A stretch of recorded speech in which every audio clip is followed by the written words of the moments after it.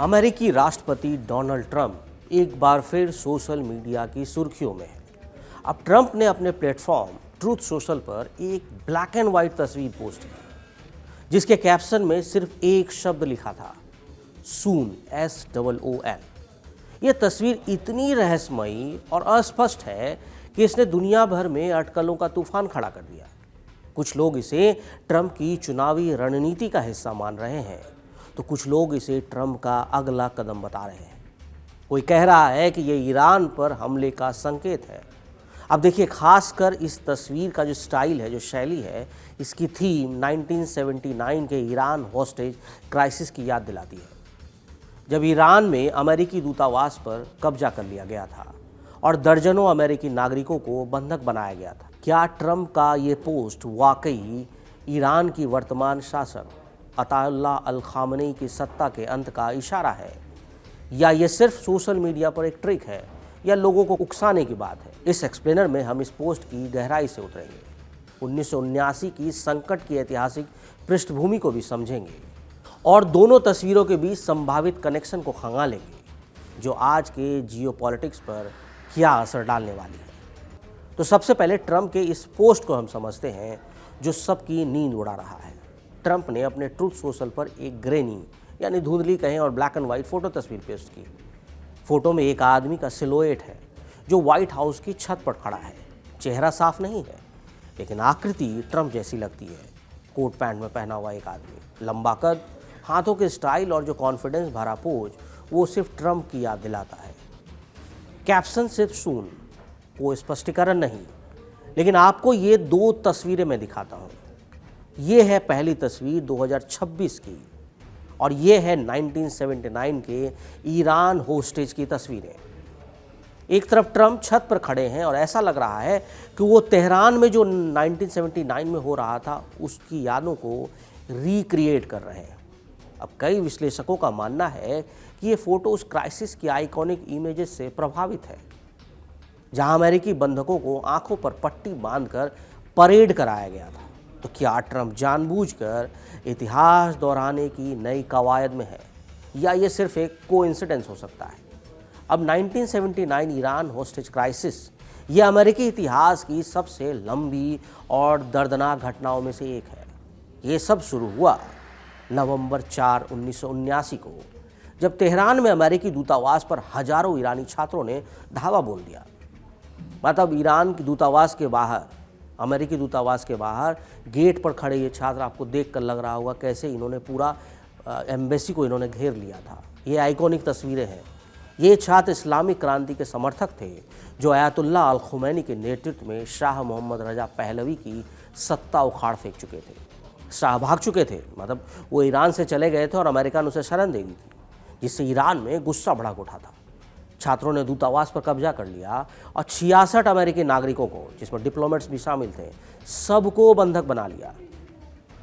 इसमें स्टाफ थे, कुछ सिविलियन भी शामिल थे।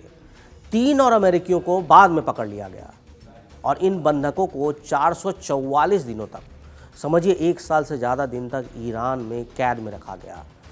अब इस क्राइसिस की जड़ें काफ़ी गहरी थी। 1953 में अमेरिका और ब्रिटेन ने ईरान के प्रधानमंत्री मोहम्मद मोसद्देक को उखाड़ फेंका था, क्योंकि उन्होंने तेल उद्योग का राष्ट्रीयकरण कर दिया था।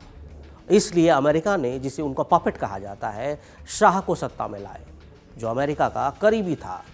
लेकिन शाह की तानाशाही और वेस्टर्न कल्चर के प्रभाव से ईरान में असंतोष बढ़ता चला गया। 1979 की इस्लामिक क्रांति में शाह को देश से भागने पर मजबूर कर दिया और अयातुल्लाह अल खुमैनी सत्ता में आए।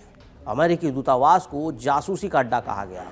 बंधकों को आंखों पर पट्टी बांधकर परेड कराया गया। ये उसी की तस्वीरें हैं जो दुनिया भर की मीडिया में छाई रही। उस समय पीबीसी की रिपोर्ट्स के मुताबिक इन इमेजेस में बंधक हाथ बांधे, आंखें ढके हुए दिखाई देते थे। ये एक ऐसा दृश्य था जो अमेरिका की कमजोरी का प्रतीक बन गया था और तत्कालीन राष्ट्रपति जिमी कार्टर ने इसके लिए रेस्क्यू ऑपरेशन, नाम था ऑपरेशन ईगल क्लॉ, चलाया। लेकिन यह विफल रहा। हेलीकॉप्टर क्रैश हो गए और 8 अमेरिकी सैनिक मारे गए। काफ़ी बदनामी हुई अमेरिका की। क्राइसिस ने कार्टर की प्रेसिडेंसी को तबाह कर दिया और रोनाल्ड रीगन को 1980 का चुनाव जितवा दिया। और जब रोनाल्ड रीगन सत्ता में आए थे तो उसी समय जो ये बंधक थे वो रिहा भी हो गए। इतिहास के पन्नों में तेहरान की सड़कों पर ये जलती अमेरिकी झंडे जिस पर लिखा था डेथ टू अमेरिका नारे गूंज रहे थे और बंधकों की ब्लैक एंड व्हाइट फोटो से पटी पड़ी हैं ऐसे इतिहास। ये तस्वीरें इतनी पावरफुल थी जो आज भी अमेरिकी ईरानी रिश्तों की करवाहट की बुनियाद बनी हुई है। इसलिए सवाल यही है कि ट्रंप का सून पोस्ट 1979 के क्राइसिस से क्या जुड़ा हुआ है। अब पहली नज़र में ट्रंप की फोटो व्हाइट हाउस की छत पर है, जबकि 1979 का क्राइसिस तेहरान में था। हालांकि वो एम्बेसी थी, आगे ज़मीन थी, ठीक व्हाइट हाउस की तरह आप कंपेयर करेंगे तो जो एम्बेसी की ज़मीन है वहाँ पे खाली एरिया है और जैसे ट्रंप ऊपर से देख रहे हैं वो बिल्कुल ऐसा ही फील होता है।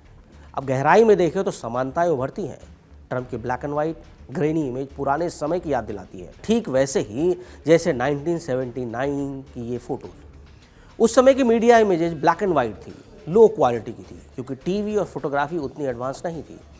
और ट्रंप का फेसलेट सिलोएट भी 1979 के बंधकों की तरह है, जिन्हें आंखों पर पट्टी बांधकर अनजान बना दिया गया था। स्पेकुलेशन ये है कि सून का मतलब ईरान में बदलाव की तैयारी है। 2026 में ईरान में बड़े पैमाने पर विरोध प्रदर्शन चल रहे हैं, महिलाओं के अधिकार, आर्थिक संकट और खामनेई के खिलाफ। एनबीसी न्यूज़ की रिपोर्ट्स के मुताबिक प्रदर्शनों में सैकड़ों लोग मारे गए हैं और ट्रंप ने एक्स पर प्रदर्शनकारियों का समर्थन किया, कहते हुए कि वो सून उनके साथ होंगे। क्या ट्रंप 1979 की तरह अमेरिकी हस्तक्षेप का इशारा कर रहे हैं? 1979 में शाह भाग गए थे और अब स्पेकुलेशन ये है खामनेई की सत्ता भी डगमगा रही है। अब देखिए, ट्रंप का जो पहला टर्म था 2017 से 21, उसमें ईरान पॉलिसी हार्डलाइन थी। उन्होंने ईरान न्यूक्लियर डील से अमेरिका को बाहर कर लिया। जनरल कासिम सुलेमानी को ड्रोन अटैक में मार डाला गया और मैक्सिमम प्रेशर कैंपेन चलाया गया। 2025 में दोबारा राष्ट्रपति बनने के बाद ट्रंप ने ईरान को फिर निशाने पर लिया और वो युद्ध देखा सबने। 2026 में ईरान की स्थिति 1979 जैसी नहीं है, लेकिन समानताएं हैं। प्रदर्शन 2022 की महसा अमीनी की मौत से शुरू हुआ और अब पूरे देश में फैल चुका है। खामनेई की उम्र भी 46 साल की है। उत्तराधिकार का संकट है, खामनेई बीमार है और तख्ता पलट का हर दिन जोखिम है। अमेरिका ईरान पर न्यूक्लियर प्रोग्राम के लिए सैंक्शंस लगा चुका है। ट्रंप का ये पोस्ट ऐसे समय आया जब ईरान ने अमेरिकी बेस पर हमले की धमकी दी। एनबीसी की रिपोर्ट्स कहती है कि ट्रंप प्रदर्शनकारियों के साथ सून होंगे, यानी जल्द होंगे। शायद मिलिट्री इंटरवेंशन का इशारा है और सोशल मीडिया पर यह पोस्ट वायरल है। एक्स पर यूजर इसे इसलिए 1979 से जोड़कर देख रहे हैं। कहते हैं कि ट्रंप शाह की तरह खामनेई को भगाएंगे, लेकिन कुछ यूजर्स कहते हैं कि ये सिर्फ ध्यान खींचने की कोशिश है।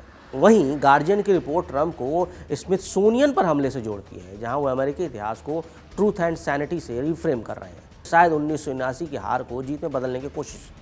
अब ट्रंप का ये पोस्ट सिर्फ एक फोटो नहीं बल्कि स्ट्रेटेजिक मूव है। अगर ये ईरान पर हमले का संकेत है तो मिडिल ईस्ट में युद्ध छिड़ सकता है।